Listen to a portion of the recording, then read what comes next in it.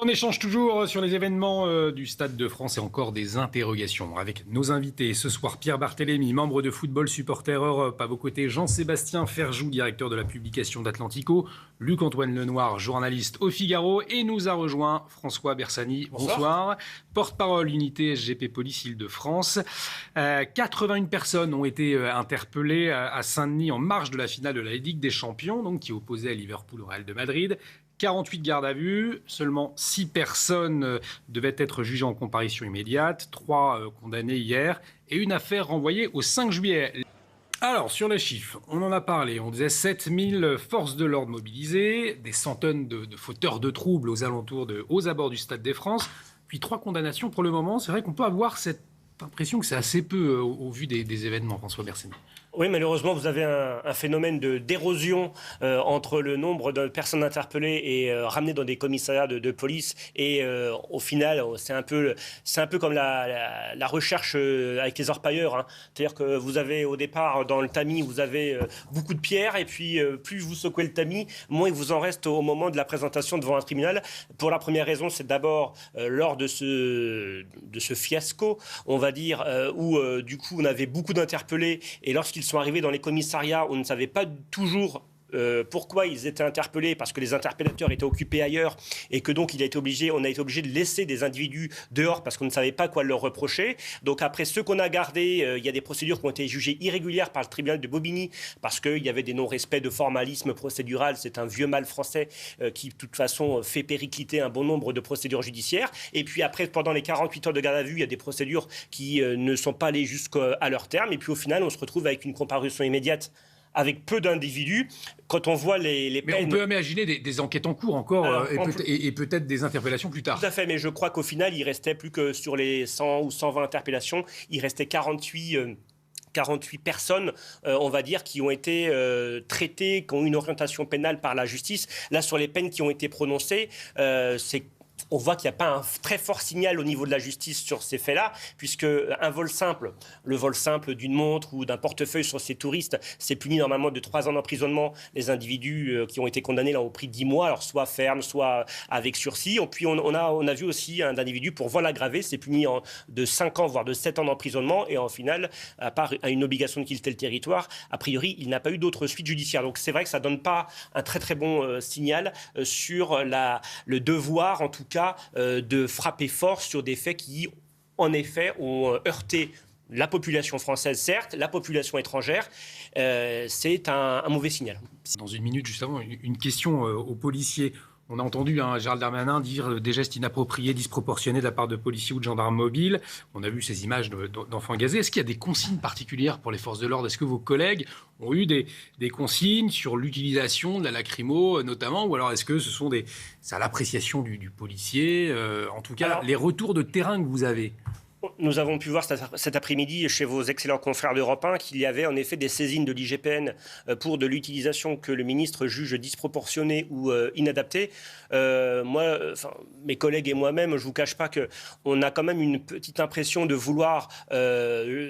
trouver des lampistes, à savoir de trouver le gendarme mobile ou le gardien de la paix qui aura mal utilisé du lacrymogène c'est un peu l'arbre qui cacherait la forêt, c'est-à-dire que le fiasco complet sur toute l'organisation qui en plus ne dépendait pas de la police nationale ou de la gendarmerie nationale. Vous avez le sentiment qu'après les Britanniques, les nouveaux boucs émissaires, c'est les policiers. De toute façon, on avait déjà eu un police bashing sur le fait d'utiliser de la lacrymo ou pas, le fait d'avoir un dispositif mal adapté. Il faut quand même répéter que la police nationale et la gendarmerie, quand ils sont sur des opérations de maintien de l'ordre comme celui-là, ils obéissent à des ordres. Quand on leur demande en effet de disperser de la foule qui s'est amassée contre les grilles, c'était pour éviter la reproduction du drame du Ezel. Il a été en effet décidé par les autorités de tutelle de disperser cette foule et de la repousser. En France, nous n'avons pas beaucoup de solutions alternatives, c'est à part l'usage du gaz lacrymogène, puisqu'il y avait des policiers qui étaient à l'intérieur du stade, qui étaient bloqués par les grilles, qui ne pouvaient pas les repousser en les poussant avec leurs mains. C'est vrai qu'il y a les Anglais, les Allemands sont habitués à d'autres techniques. Les Anglais Anglais plutôt, c'est à cheval avec la police montée qui frappe à coups de bâton pour disperser. Alors, je ne sais pas ce qui est le mieux entre recevoir des coups de bâton d'un policier à cheval anglais ou recevoir de la lacrymogène, mais l'usage de la lacrymogène, de toute façon, en maintien de l'ordre, il est fait sur ordre, surtout chez les gendarmes mobiles et les CRS. Donc, il n'y a pas d'acte individuel. S'ils ont eu des consignes de repousser la foule, ils ont repoussé avec les moyens qu'ils avaient. Et en l'occurrence, c'est l'usage de la lacrymogène. Donc, si on doit poursuivre des policiers pour un usage disproportionné, il faudrait aussi que la chaîne de commandement soit traduite pareil lors de ces procédures. Parce que s'ils ont obéi à des ordres de disperser la foule et qu'ils n'avaient qu'un seul moyen pour lui le faire, maintenant, leur tirer à boulet rouge sur ces policiers ou gendarmes, c'est quand même fort de café. Est-ce que François Bersani a aussi cette crainte de voir dans ces quartiers-là, dans ces quartiers réputés difficiles, notamment aux abords du Stade de France, est-ce qu'il y a aussi cette crainte de voir des émeutes éventuellement si on stigmatise, on montre trop du doigt un certain type de population ? Non, mais Olivier, il faut appeler un chat un chat. En fait, des gens qui se livrent à du racket, à des opérations de pickpocket, qui agressent en l'occurrence des touristes espagnols ou anglais, ce sont des délinquants. Qu'ils ce soit des délinquants de Seine-Saint-Denis ou d'un autre département d'Île-de-France, on n'a pas eu, par exemple, sur le match de rugby à Marseille, on n'a pas eu ce genre de phénomène. S'il y avait eu ce genre de phénomène, on n'aurait pas spécialement stigmatisé les délinquants marseillais. On aurait parlé de délinquants, comme le disent mes voisins. Aujourd'hui, on a quand même l'impression qu'on va s'attacher à des micro-causes dans ce fiasco du week-end. Et là, comme M. Darmanin a quand même reconnu qu'il y avait un problème dans l'organisation qui avait été faite, c'est-à-dire que très axé sur le maintien de l'ordre, peu axé sur la lutte contre les délinquances.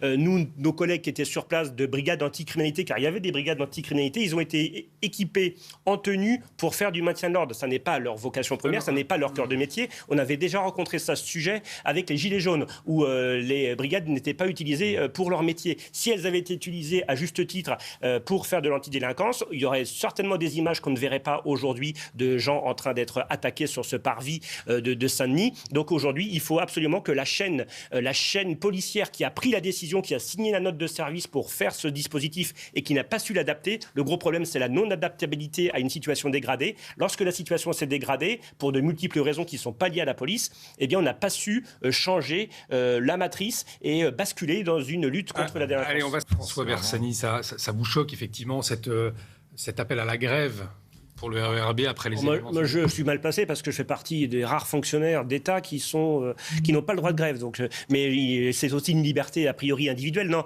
ce que disait M. Ferjou très bien, c'est que c'était pas une grève surprise. C'est une grève avec du préavis de grève. Donc, on sait en plus que le préfet de région est représenté au sein de la RATP, qu'il y a le STIF, qui est une organisation qui organise les transports en Île-de-France, et que donc avant ce fameux samedi, la grève était connue. Donc, il y avait en effet le moyen d'adapter les offres de transport et surtout les points de préfiltrage qui étaient moins nombreux sur l'itinéraire le plus fréquenté à la sortie du RERD que sur l'accès B qui était moins fréquenté. Donc c'est un problème d'adaptabilité, comme a été le problème du maintien de l'ordre qui n'a pas su réagir à un mode dégradé.